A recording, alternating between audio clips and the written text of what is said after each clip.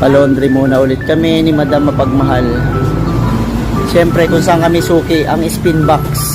Dito lang sa may baba ng high school sa Silaban. Ako sana maglalaba, kaya lang sabi ni Madam Mapagmahal, laundry na lang daw. Ano? Magkano? Ako ang magbabayad? Grabe ka naman. Yung binigay mo sa akin na sahod mo, unti-unti mo rin hinihingi. Ano ba yan?